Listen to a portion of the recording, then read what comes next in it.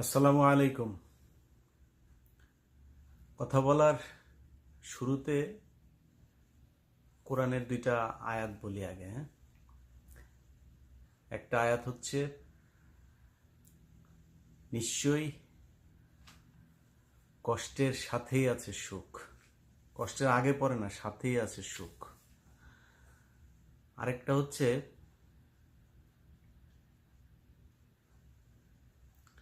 আরেকটা হচ্ছে ও একটু হয়তো ভুল হইতে পারে, আল্লাহ মাফ করুক। সেটা হচ্ছে যে, আমি তাদেরকে কিছুক্ষণের জন্য হাসতে দিয়েছি। মানে মানে সিমিলার, আমার একটু হয়তো এদিক ওদিক হইতে পারে বাংলাটা বলতে গিয়ে। যাই হোক, তো মূল সার সংক্ষেপ হচ্ছে, আমার বিশ্বাস করেন গতকালকে আমি প্রায় টানা 3 দিন ঘুমাইলাম না। গতকালকে না ঘুমানোর কোনো কারণ ছিল না, কিন্তু গতকালকেও ঘুমাইতে পারিনি। আমি সকালে 7টার সময় ঘুমাইছি। আমার এটা বিশ্বাস হচ্ছিল না যে মানে আল্লাহ এইভাবে ম্যাজিক দেখাইতে পারেন। আপনারা আমাকে যারা দীর্ঘদিন ধরে শোনেন তারা নিশ্চয়ই জানেন যে অনেকবার এই কথাটা বলেছে যে শেখ হাসিনার বিদায়টা স্বাভাবিক কোনো ঘটনা হবে না, অস্বাভাবিকভাবেই সে যাবে, এবং ঘুম থেকে ওইটা শুনবেন সে নাই। তাই হইল। দেখেন, আমার মনে হয় পুরো পৃথিবীর ভেতরে সবচাইতে প্রতাপশালী একজন রাষ্ট্রনায়ক ছিল শেখ হাসিনা। শেখ হাসিনার আশপাশের লোকগুলি দেখেন, এই যে পলক, তারপরে ওই যে আরাফাত, 2 দিন আগেও বললো তাদের নাকি এত গুলি আছে, প্রতি সেকেন্ডে যদি 1000 গুলি চলে, তারপরে 5 বছর তারা নাকি টানা এই গুলি চালাইতে পারবে। আরো কত কিছু। ধরাকে সরা জ্ঞান করে নাই। আমার এই ভিডিও, এই ইউটিউব, এই ফেসবুক, এগুলোতে অনেকবার শুনতে হয়েছে, দেশে আয়। কার দেশে এখন কে যায় রে ভাই? চোরের মতো পালায়ে গেছিস, চোর। আমরা মানে অনেক রাগ ছিল, ক্ষোভ ছিল, আমার সাথে অনেক অন্যায় হয়েছে। আমি কোনোদিন পলিটিক্স করি নাই। আমার আমার পরিবারের সাথে যাদের সম্পৃক্ততা আছে, এই 2001 সালে মিছিল টিছিল করতাম, এরকমই। কিন্তু কোনদিন কোনো দলের সাথে আমার নাম, আমি কোনো পলিটিক্স করা কোনোদিনও করিনি। আমার পরিচিত যা যত মানুষ আছে জিজ্ঞেস করেন গিয়া, কখনো করিনি। তারপরে এখানে এসে ইসকন নিয়ে নিউজ করার কারণে আওয়ামী লীগের লোকজন পোস্ট করে, এই করে ফেলবে, ওই করে ফেলবে। তো আল্লাহ এত উদ্ধত্তপনা সহ্য করে না। শেখ হাসিনা যখন দেশ থেকে বের হয়ে যায়, তার আগের মুহূর্তেও পুলিশের কমিশনারের বক্তব্য শোনেন। শেখ এই এই যে ওই একটা আছে নাকি আতিকা নাকি ছাত্রলীগের, সে নাকি 7 মিনিটের মধ্যে নাকি পরের দিন সে মাঠ খালি করে ফেলবে। যেদিন এই হাসিনা যেদিন পলাইলো, পলানোর আগের রাতটাতে কি অবস্থা, সব ওদের ফেসবুক পেজ টেজগুলো ভয়ঙ্কর রকমের কালকে বিশাল ঘটনা, মানে ও একটা আতঙ্ক তৈরি করতে চাইছে। এটা কেন চাইছে? কারণ শেখ হাসিনা তার দলের নেতা কর্মীদেরকে মানে বলেছে যে তোমরা এইভাবে করবা, কালকে খুব করে ওদেরকে মাঠ থেকে সরাইতে হবে। কিন্তু খেলাটা তো এত সহজ না, এটা শেখ হাসিনা বুঝতে পারে না। এই গেম, এই প্ল্যান, কত জায়গা থেকে যে কত কিছু যে মানে করে তারপরে গিয়েছে, সেটা শেখ হাসিনা বুঝতে পারে নাই। শেখ হাসিনা যতটুকু বুঝতে পেরেছে, তবে তার দলের লোকজন একেবারেই বুঝতে পারেনি। তারা মনে করেছে যে হেফাজতের রাতে এত মানুষকে মারা ফেললাম, বিএনপির এত মানুষকে গুম করে ফেললাম, কত ঘটনায় কত কিছু করলাম, ছাত্র আন্দোলনে পোলাপান্ডে পেটায়া করে দিলাম, তারপরে সে আগের কোটা সংস্কার আন্দোলনে সেইখানেও পিটায় পিটায় পোলাপানের হাত পা ভেঙে ফেললাম, হাতুড় দিয়ে পেটাইলাম, কিছুই তো হয়নি। এবারও মনে করেছিল কি হবে, মাঠটাটা একদম খালি করে ফেলবে। আওয়ামী লীগ, তোমাদের আম্মু, তোমাদেরকে একটু বলেও মানে সিগন্যালটাও দেয় নাই যে অবস্থা কিন্তু খারাপ, সবাই যে যার মতো পারো ভেগে যাও, সেই সুযোগটাও দেয় নাই।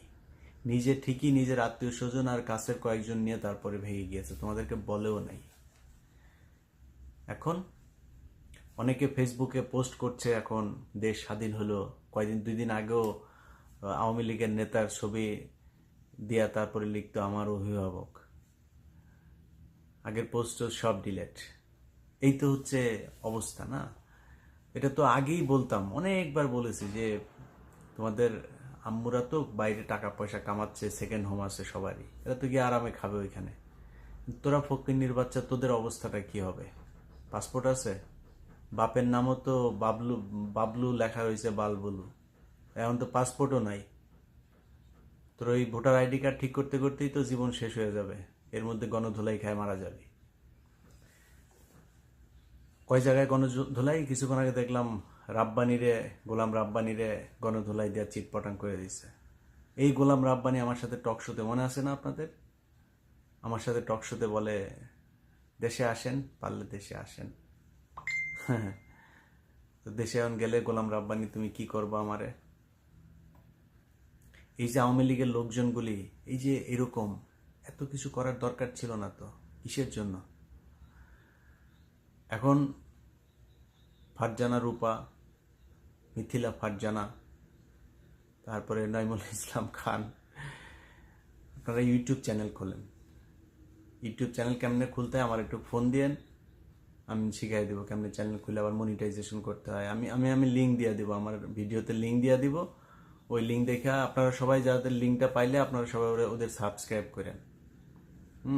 সাবস্ক্রাইব করে তারপরে করবা, হ্যাঁ, ইউটিউবে ভিডিও বানাবো তোমাদের ভিডিও। আমরা আমরা এই যে আমার এখন ধরেন কাল পরশু হয়তো আমার 3 মিলিয়ন হবে। তো আমার যে 3 মিলিয়ন সাবস্ক্রাইবার, আমার তো টিভি মিভি কিছু না, আমি তো রাজাকার এক, আরেক হয়েছে ইউটিউবার। আমরা হইলাম ইউটিউবার আর আপনারা ছিলেন সাংবাদিক। তো এখন আপনাদেরকে ইউটিউবার হইতে হবে। ইউটিউব কেমনে কেমনে খুলতে আমি সব শিখাই দিব, হ্যাঁ। বহুত জ্বালাইছেন, বহুত জ্বালাইছেন। এখন এই যে গণভবনের ঘটনা নিয়ে কথা বলে শেষ করি, হ্যাঁ।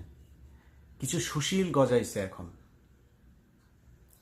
সেই সুশীলদের এই যে গণভবনে যে হইল, তারপরে সংসদের ভেতরে পোলাপান গিয়া বসা, সেখানে সিগারেট টিগারেট খাইছে, এটা খুব তাদের নাকি গায়ে লাগছে। শুনেন সুশীল বাবুরা, আপনাদের মতো মানে বোধ গালি দিয়ে একটা কথা বলা যায়, এই এরা দেশ স্বাধীন করে নাই, হ্যাঁ। আপনাদের মতো বালের সুশীলের জন্য এই গত 15 বছর বাংলাদেশের মানুষ কষ্ট সহ্য করেছে। আপনারা কি বালটা ফালাইছেন, এই সুশীল মারাইতে আসছেন এখানে।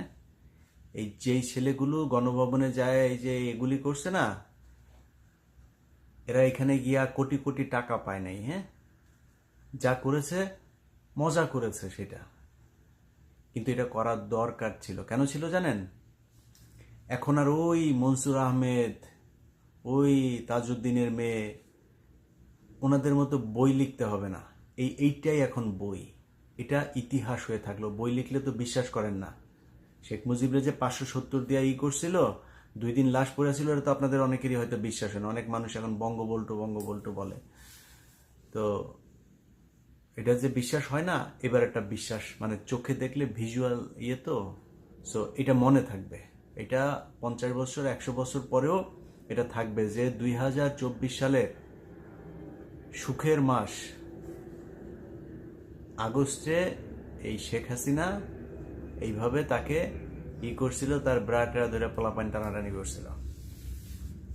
এটাই ইতিহাস, লেখার দরকার নাই, একদম চোখে হাতে নাতে প্রমাণ যে বাংলাদেশের মানুষ তাকে কিভাবে বিদায় দিয়েছে, মানে কিভাবে পালিয়ে গিয়েছে, তারপরে মানুষ গিয়ে তার সাথে কিভাবে ফান করেছে, এটা ইতিহাস। আর যেই পোলাপানগুলো এই রাস্তায় জীবন দিয়েছে, তাদের আবেগ, অনুভূতি, রং তামাশা সব কিছুকে মূল্য দিতে হবে। আপনাদের মতো বালের সুশীল আমার দরকার নেই। সংসদে গিয়ে সিগারেট খাইছে দেখে এই জন্য খুব গায়ে লাগে না? তুই কই ছিলি রে বালের সুশীল? এতদিন কোথায় ছিলি? তোর মতো সুশীল 15 বছর শেখ হাসিনা এই দেশে যা মনে চায় তাই করেছে, তোর প্রতিবাদ আছে কোনো জায়গায়? এখন সুশীলগিরি মারাইতে আসছো না? সংসদে একজন সিগারেট খাইছে তো কি হয়েছে? সংসদে গাঁজা মদ সব খাইতে পারবে, কারণ তার চাইতে জঘন্য কাজ এই সংসদে হয়েছে। 300 টাকার নর্তকী, রাতের রানী, খাটযোদ্ধা মমতাজ এই সংসদে গান গেয়েছে। তার চাইতে সিগারেট খাওয়া খারাপ? তার চাইতে কেউ যদি মদ খায় সেটা খারাপ? চেয়ারের উপরে পা তুলছে তো সমস্যা কি? 11 লক্ষ কোটি টাকা পাচার হয়েছে গত 10 বছরে, 15 বছরে। সংসদের কয়টা চেয়ার ভেঙেছে? কয় টাকা লাগবে এগুলি মেরামত করতে? এই সংসদ পুরো চেয়ার টেয়ার এগুলি করতে হবে, কারণ এই যে যারা বসছিল এগুলি তো অপবিত্র সব, এগুলি এমনিই করতে হবে, দুধ টুধ দিয়া ধুইয়া সংসদ ভবন আবার রেডি করতে হবে। আর গণভবনে এটা তো করতেই হবে এরকম, কারণ আমরা তো বহুদিন ধরে বলছি যে বাংলাদেশের অবস্থা শ্রীলঙ্কার মতোই হবে। তো শ্রীলঙ্কার প্রেসিডেন্টের জায়গা ধরে টানাটানি করেছে দেখেছেন না? এখন এদের তো আর নাই, হাসিনার তো আর জায়গা নাই, তো ব্রাত ধরে টানাটানি করছে, সমস্যা কি? মূল্য দিতে হবে। এরা দেশ স্বাধীন করেছে, আপনি ওই দিন ঘর থেকে বাইর হন নাই, এরা ঘর থেকে বের হয়ে আসছে দেখেই শেখ হাসিনা যেতে বাধ্য হয়েছে। অপেক্ষায় ছিল কি হয় আজকে 11টা পর্যন্ত, কিন্তু অপেক্ষায় ছিল। তারপরে তাকে আলটিমেটাম দেওয়া হয়েছে যে না, অবস্থা ভালো না, সব মাঠে নেমে আসছে। সো যতগুলো মানুষ মাঠে নেমে আসছে না, তারা সবাই ওই দিনের এই দ্বিতীয় স্বাধীনতার মুক্তিযোদ্ধা। হাত পা পুষা ফেললে হবে না, আপনাদের মতো বালের এই সুশীল দরকার নাই। আপনার বালের সুশীলরা কিছুই করতে পারে না, কোনো শালা কথাও কম নাই। আপনারা কথা বলতে গেলে আপনাদের এই দিক ওই দিক পেঁচায় পুচায় তারপরে কথা বলতেন। আর এগুলি এখন করে তারা ঘটনাটাকে অন্যদিকে মন নিতে চাইতেছে যে হ্যাঁ লুটপাট হচ্ছে, ভাঙচুর হচ্ছে। আপনার কোনো কোনো ক্ষতি হয়েছে? আপনার তো ক্ষতি হয় নাই। ওই যে ছেলেটা এই ওর ইয়ের ভেতরে যায়, তারপরে সোফার ভেতরে শুয়ে শুয়ে আছে, ওর খাটের ভেতরে শুয়ে আছে, খোঁজ নিয়ে দেখেন গিয়া। ওর ভাই মারা গিয়েছে, না ও ঘরে ঘুমাইতে পারে নাই 15 বছর, এই অবস্থা। নাহলে ঘরে ঘরে এরকম বহু কান্না এই শেখ হাসিনার কারণে হয়েছে। আবরার কই? আবরারের বয়স কত ছিল? আবরারের মার ঘুম হয় এখন? আবু সাইদের বোনের কান্না শোনেন নাই? জামাত ইসলামের নেতাদেরকে খুন করেছে জানেন না? 10 বছর 15 বছর মানুষকে আটকায় রাখে, চৌধুরী আলমকে খুঁজে পাওয়া যায় নাই। 2 দিন পর পর ছাত্রদল যুব দলের হাজার হাজার নেতাকর্মী জেলটা ভর্তি। খুব তারা দেখাবেন, আপনি দেখাবেন?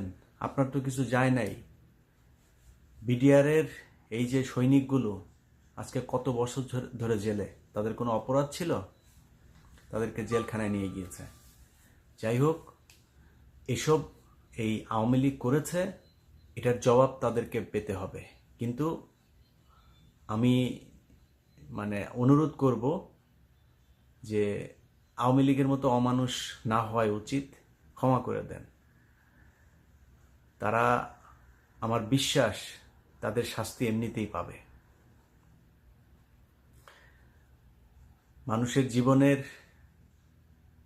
যে করুণ পরিণতি, শেখ হাসিনা যদি মনে করেন মারা ফেলতো ওর বাপের মতো, 5 মিনিটে নিঃশ্বাস বন্ধ হয়ে গুলি টুলি খেয়ে মারা যেতে পারতো। কিন্তু এখন সারা এই জীবন, এই যতদিন বেঁচে থাকে মুখ দেখাইতে পারে না, খুব চ্যাটাং চ্যাটাং করতো। এরা রাস্তায় জন্ম আওয়ামী লীগের, এরা কখনো পালায় না। শেখ হাসিনা 2 দিন আগেও বলে গিয়েছে, তারা কখনো পালায় না। শেখ হাসিনা, শেখ মুজিবের, তোর বাপেও পালাইতো, তুইও পালাইছিস। ও এটা দেখবি, কিন্তু ভিডিও কিন্তু দেখবি তুই আমার এটা। হ্যাঁ, সো তোরে বললাম শেখ হাসিনা, তোরে বলছিলাম না, তুই এই বাংলাদেশের মানুষ তোকে কতটুকু ঘৃণা করে সেটা তুই দেখবি একদিন। আল্লাহর কাছে লাখ লাখ কোটি কোটি শুকরিয়া, আজকের এই দিনটা। বলেছিলাম এর আগে এক ভিডিওতে, আল্লাহর কাছে কিচ্ছু চাই না, জীবনের অনেক শখ পূরণ হয়েছে, শুধু একটা শখ বাকি ছিল, আজকের এই দিনটা দেখার। আল্লাহ দেখাইছেন, আল্লাহর কাছে লাখ লাখ কোটি কোটি শুকরিয়া। আর কিছু এই দুনিয়ায় আর কোনো কিছুর অভাব নাই, সব কিছু পূরণ হয়ে গিয়েছে। জেলখানায় হাজার হাজার মানুষ এখনো বন্দী হয়ে আছে, তাদেরকে খুব দ্রুত বের করতে হবে। এই যে বদমাইশের বাচ্চা বিচারকগুলো, ওদেরকে ধইরা 24 ঘন্টা ওদেরকে দিয়ে ডিউটি করে, বাথরুমে আটকায় রাখতে হবে কোর্টে, সারা রাত এগুলি শুনানি করবি, শুনানি করে মানুষ সব ছাড়বি খুব দ্রুত।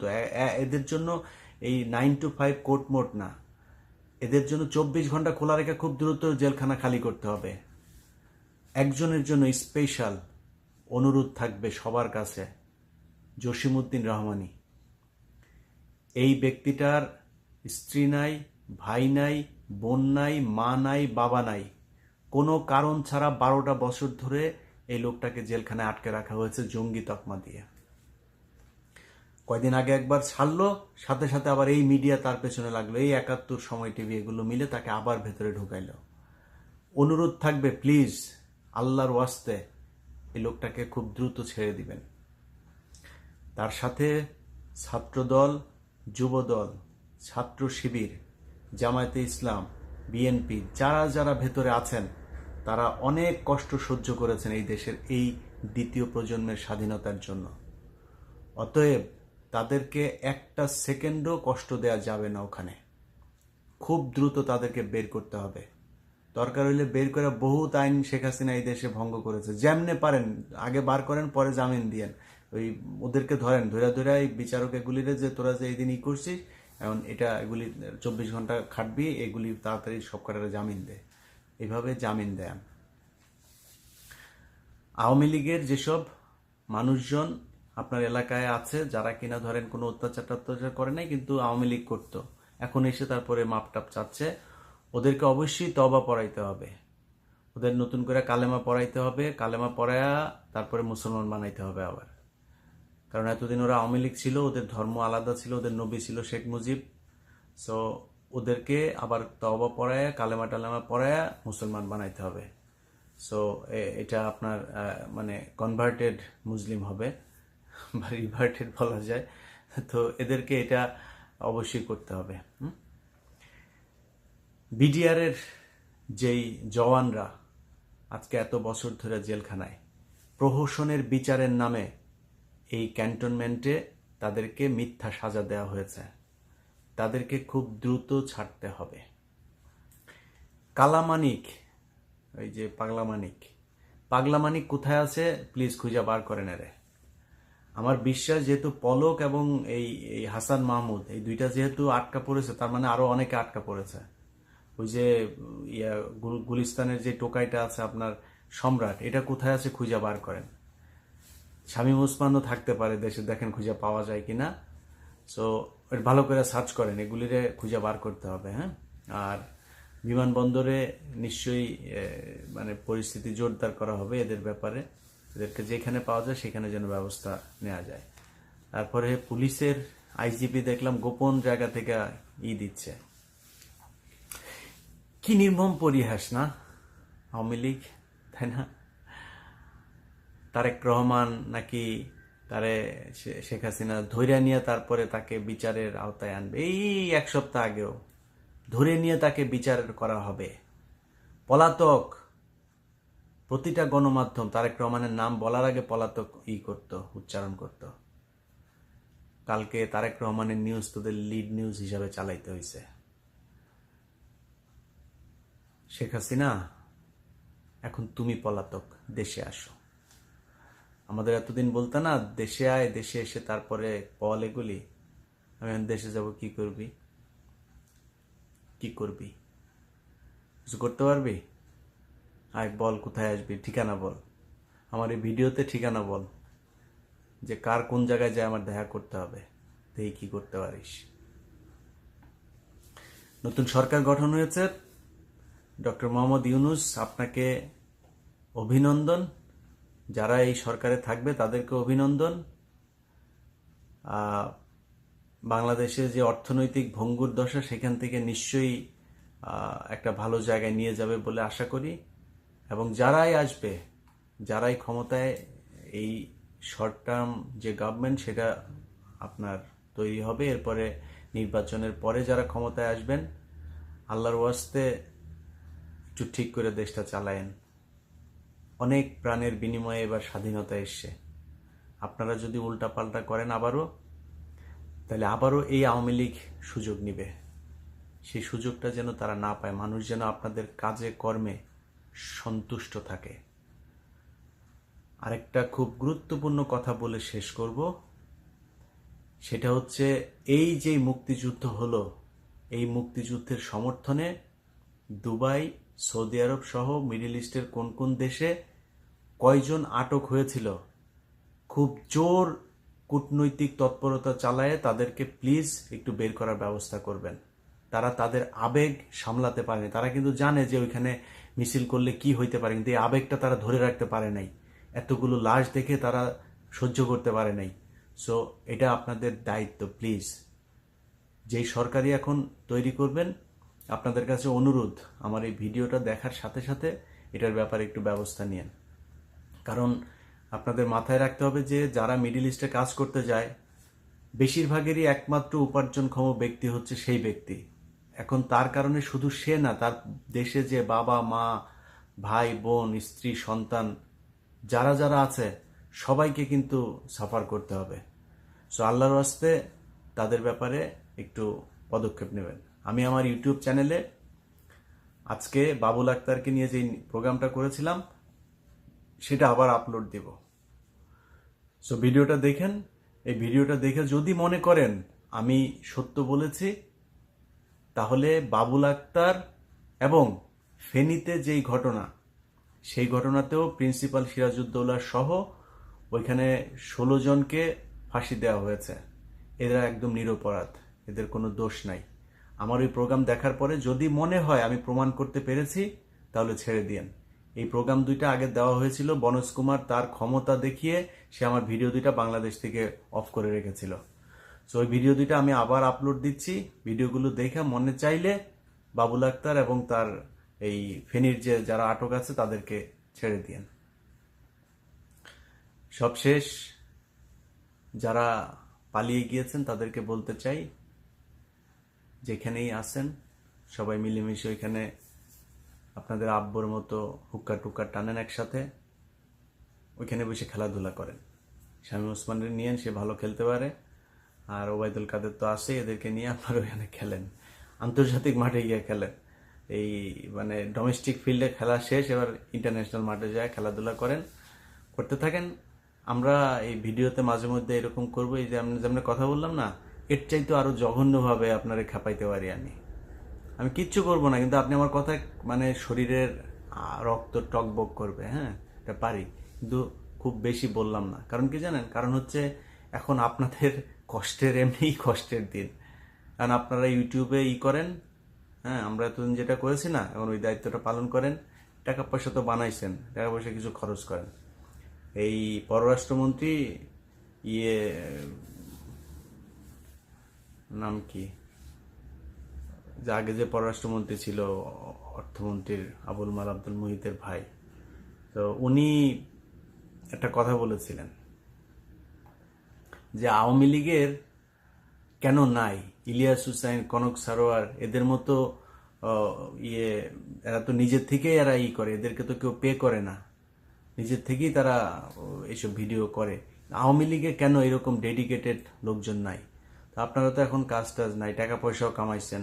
ফারজানা রূপা, ভালো ভালো প্রেজেন্টার আছে তো, ফারজানা রূপা, মিথিলা ফারজানা, আরেকটা ওই যে হিজড়াটার নাম কি, এই তৃতীয় লিঙ্গের এগুলিরে নিয়ে তারপরে আপনারা ওইখানে এই ভিডিও বানান। হ্যাঁ, তো বানানোগুলি বানায় তারপরে ওগুলি জনগণের দেখান, সাবস্ক্রাইব করতে কোন পোলাপানে আপনাদের দেখতে চাই। আমার খুব শখ, আপনাদের কয়দিন ধরে দেখতেছি না, আপনাদের জন্য দেখি, সেই ব্যবস্থা করে দেন। বাংলাদেশের মানুষ জানতে চায় আপনারা কে কোন অবস্থায় আছেন, দেখা দেন। সবাই ভালো থাকেন।